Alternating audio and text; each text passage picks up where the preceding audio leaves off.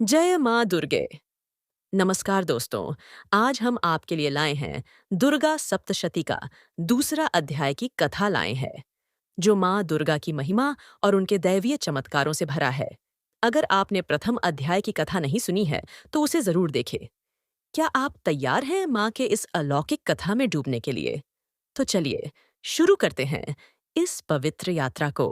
मध्यम चरित्र के विष्णु आवासी, महालक्ष्मी देवता, उष्णिक छंद, शाकंभरी शक्ति, दुर्गा बीज, वायु तत्व और यजुर्वेद स्वरूप है।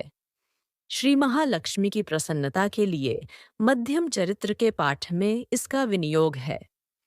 मैं कमल के आसन पर बैठी हुई प्रसन्न मुख वाली महिषासुरमर्दिनी भगवती महालक्ष्मी का भजन करता हूँ, जो अपने हाथों में अक्षमाला, फरसा, गदा, बाण, वज्र, पद्म, धनुष, कुंडिका, दंड, शक्ति, खड्ग, ढाल, शंख, घंटा, मधुपात्र, शूल, पाश और चक्र धारण करती हैं। आशी कहते हैं, पूर्व काल में देवताओं और असुरों में पूरे 100 वर्षांतक घोर संग्राम हुआ था। उसमें असुरों का स्वामी महिषासुर था और देवताओं के नायक इंद्र थे। उस युद्ध में देवताओं की सेना महाबली असुरों से परास्त हो गई। संपूर्ण देवताओं को जीतकर महिषासुर इंद्र बन बैठा। तब पराजित देवता प्रजापति ब्रह्मा जी को आगे करके उस स्थान पर गए जहां भगवान शंकर और विष्णु विराजमान थे। देवताओं ने महिषासुर के पराक्रम तथा अपनी पराजय का यथावत वृत्तांत उन दोनों देवेश्वरों से विस्तार पूर्वक कह सुनाया। वे बोले, भगवन, महिषासुर सूर्य, इंद्र, अग्नि, वायु, चंद्रमा, यम, वरुण तथा अन्य देवताओं के भी अधिकार छीनकर स्वयं ही सबका अधिष्ठाता बना बैठा है। उस दुरात्मा महिष ने समस्त देवताओं को स्वर्ग से निकाल दिया है। अब वे मनुष्यों की भांति पृथ्वी पर विचरते हैं। दैत्यों की यह सारी करतूत हमने आप लोगों से कह सुनाई। अब हम आपकी ही शरण में आए हैं। उसके वध का कोई उपाय सोचिए। इस प्रकार देवताओं के वचन सुनकर भगवान विष्णु और शिव ने दैत्यों पर बड़ा क्रोध किया। उनकी भौहें तन गईं और मुंह टेढ़ा हो गया। तब अत्यंत कोप में भरे हुए चक्रपाणि श्री विष्णु के मुख से एक महान तेज प्रकट हुआ। इसी प्रकार ब्रह्मा, शंकर तथा इंद्र आदि अन्यान्य देवताओं के शरीर से भी बड़ा भारी तेज निकला। वह सब मिलकर एक हो गया। महान तेज का वह पुंज जाज्वल्यमान पर्वत सा जान पड़ा। देवताओं ने देखा, वहां उसकी ज्वालाएं संपूर्ण दिशाओं में व्याप्त हो रही थीं। संपूर्ण देवताओं के शरीर से प्रकट हुए उस तेज की कहीं तुलना नहीं थी। एकत्रित होने पर वह एक नारी के रूप में परिणत हो गया और अपने प्रकाश से तीनों लोकों में व्याप्त जान पड़ा। भगवान शंकर का जो तेज था, उससे उस देवी का मुख प्रकट हुआ। यमराज के तेज से उसके सिर में बाल निकल आए। श्री विष्णु भगवान के तेज से उसकी भुजाएं उत्पन्न हुईं। चंद्रमा के तेज से दोनों स्तनों का और इंद्र के तेज से मध्य भाग, कटि प्रदेश का प्रादुर्भाव हुआ। वरुण के तेज से जंघा और पिंडली तथा पृथ्वी के तेज से नितंब भाग प्रकट हुआ। ब्रह्मा के तेज से दोनों चरण और सूर्य के तेज से उसकी अंगुलियां हुईं। वसुओं के तेज से हाथों की अंगुलियां और कुबेर के तेज से नासिका प्रकट हुई। उस देवी के दांत प्रजापति के तेज से और तीनों नेत्र अग्नि के तेज से प्रकट हुए थे। उसकी भौहें संध्या के और कान वायु के तेज से उत्पन्न हुए थे। इसी प्रकार अन्यान्य देवताओं के तेज से भी उस कल्याणमयी देवी का आविर्भाव हुआ। तदनंतर समस्त देवताओं के तेज पुंज से प्रकट हुई।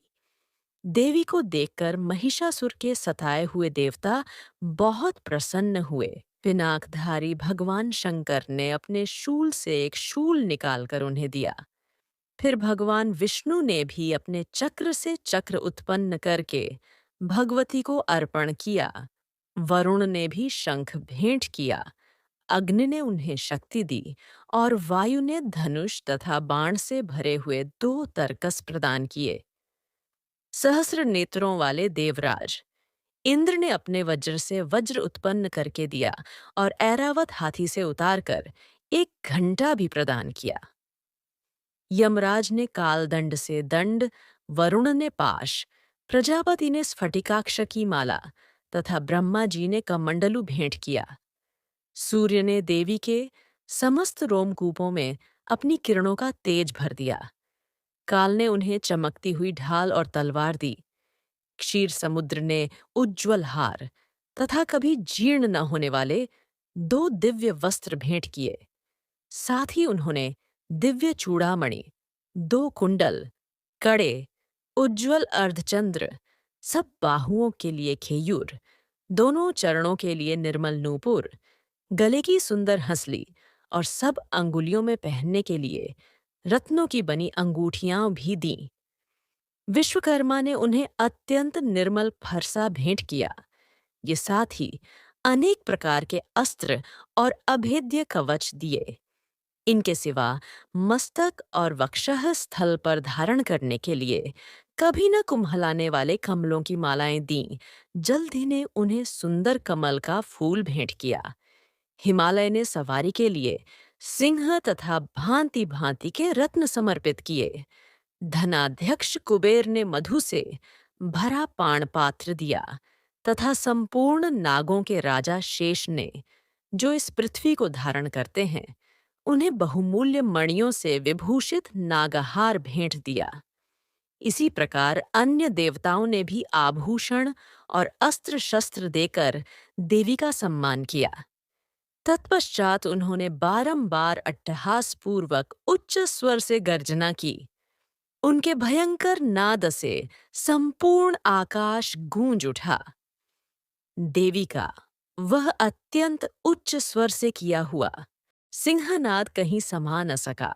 आकाश उसके सामने लघु प्रतीत होने लगा। उससे बड़े जोर की प्रतिध्वनि हुई, जिससे संपूर्ण विश्व में हलचल मच गई और समुद्र कांप उठे। पृथ्वी डोलने लगी और समस्त पर्वत हिलने लगे। उस समय देवताओं ने अत्यंत प्रसन्नता के साथ सिंहवाहिनी भवानी से कहा, देवी, तुम्हारी जय हो।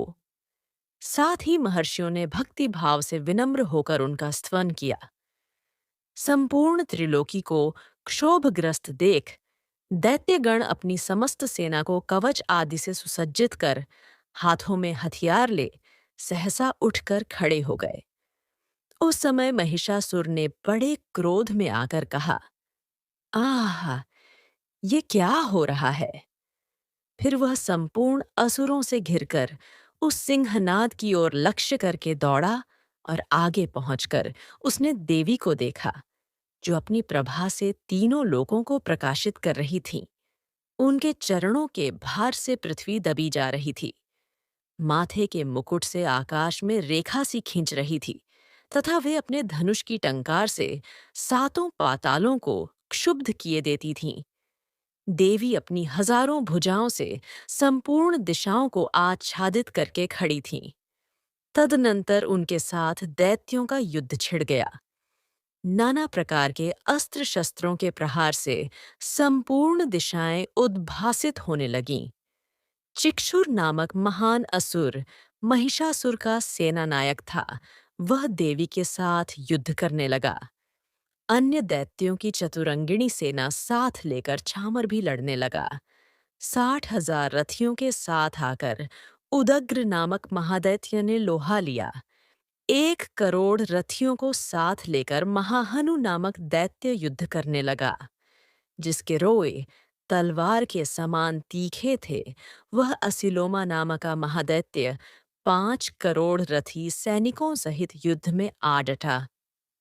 60 लाख रथियों से घिरा हुआ बाष्कल नामक दैत्य भी उस युद्ध भूमि में लड़ने लगा।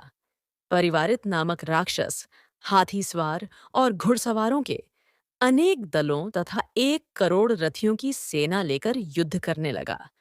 बिड़ाल नामक दैत्य 5 अरब रथियों से घिरकर लोहा लेने लगा।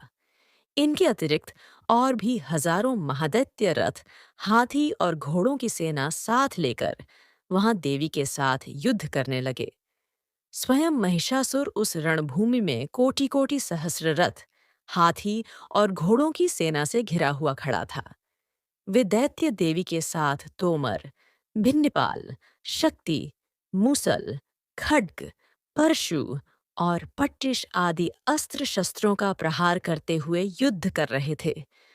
कुछ दैत्यों ने उन पर शक्ति का प्रहार किया, कुछ लोगों ने पाश फेंके तथा कुछ दूसरे दैत्यों ने खड्ग प्रहार करके देवी को मार डालने का उद्योग किया। देवी ने भी क्रोध में भरकर खेल खेल में ही अपने अस्त्र शस्त्रों की वर्षा करके दैत्यों के वे समस्त अस्त्र शस्त्र काट डाले। उनके मुख पर परिश्रम या थकावट का रंचमात्र भी चिन्ह नहीं था। देवता और अराशी उनकी स्तुति करते थे और वे भगवती परमेश्वरी दैत्यों के शरीरों पर अस्त्र शस्त्रों की वर्षा करती रहीं। देवी का वाहन सिंह भी क्रोध में भरकर गर्दन के बालों को हिलाता हुआ असुरों की सेना में इस प्रकार विचरने लगा, मानो वनों में दावानल फैल रहा हो। रणभूमि में दैत्यों के साथ युद्ध करती हुई अंबिका देवी ने जितने निश्वास छोड़े, वे सभी तत्काल सैकड़ों हजारों गणों के रूप में प्रकट हो गए और परशु, भिन्नपाल, खड्ग तथा पट्टिश आदि अस्त्रों द्वारा असुरों का सामना करने लगे। देवी की शक्ति से बढ़े हुए वे गण असुरों का नाश करते हुए नगाड़ा और शंख आदि बाजे बजाने लगे। उस संग्राम महोत्सव में कितने ही गण मृदंग बजा रहे थे। तदनंतर देवी ने त्रिशूल से, गदा से, शक्ति की वर्षा से और खड्ग आदि से सैकड़ों महादैत्यों का संहार कर डाला। कितनों को घंटे के भयंकर नाद से मूर्छित करके मार गिराया। बहुतेरे दैत्यों को पाश से बांधकर धरती पर घसीटा। कितने ही दैत्य उनकी तीखी तलवार की मार से दो दो टुकड़े हो गए। ये 55 कितने ही गदा की चोट से घायल हो धरती पर सो गए। कितने ही मूसल की मार से अत्यंत आहत होकर रक्त वमन करने लगे। कुछ दैत्य शूल से छाती फट जाने के कारण पृथ्वी पर ढेर हो गए। उस रणांगण में बाण समूहों की वृष्टि से कितने ही असुरों की कमर टूट गई। बाज की तरह झपटने वाले देवपीड़क दैत्यगण अपने प्राणों से हाथ धोने लगे। किन्हीं की बाहें छिन्न भिन्न हो गईं, कितनों की गर्दनें कट गईं, कितने ही दैत्यों के मस्तक कट कट कर गिरने लगे। कुछ लोगों के शरीर मध्य भाग में ही विदीर्ण हो गए। कितने ही महादैत्य जांचे में कट जाने से पृथ्वी पर गिर पड़े। कितनों को ही देवी ने एक बांह, एक पैर और एक नेत्र वाले करके दो टुकड़ों में चीर डाला। कितने ही दैत्य मस्तक कट जाने पर भी गिरकर फिर उठ जाते और केवल धड़के ही रूप में अच्छे अच्छे हथियार हाथ में ले देवी के साथ युद्ध करने लगते थे। दूसरे कबंध युद्ध के बाजों की लय पर नाचते थे। कितने ही बिना सिर के धड़ हाथों में खड्ग, शक्ति और रष्टि लिए दौड़ते थे तथा दूसरे दूसरे महादैत्य ठहरो ठहरो यह कहते हुए देवी को युद्ध के लिए ललकारते थे। जहां वह घोर संग्राम हुआ था, वहां की धरती देवी के गिराए हुए रथ, हाथी, घोड़े और असुरों की लाशों से ऐसी पट गई थी कि वहां चलना फिरना असंभव हो गया था। दैत्यों की सेना में हाथी, घोड़े और असुरों के शरीरों से इतनी अधिक मात्रा में रक्तपात हुआ था कि थोड़ी ही देर में वहां खून की बड़ी बड़ी नदियां बहने लगीं। जगदम्बा ने असुरों की विशाल सेना को क्षण भर में नष्ट कर दिया। ठीक उसी तरह जैसे तृण और काठ के भारी ढेर को आग कुछ ही क्षणों में भस्म कर देती है, और वह सिंह भी गर्दन के बालों को हिला हिलाकर जोर जोर से गर्जना करता हुआ दैत्यों के शरीरों से मानो उनके प्राण चुने लेता था। वहां देवी के गणों ने भी उन महादैत्यों के साथ ऐसा युद्ध किया जिससे आकाश में खड़े हुए देवतागण उन पर बहुत संतुष्ट हुए और फूल बरसाने लगे। माँ दुर्गा की कृपा आप सभी पर बनी रहे। वीडियो को लाइक, शेयर और सब्सक्राइब करना न भूलें। जय माता दी।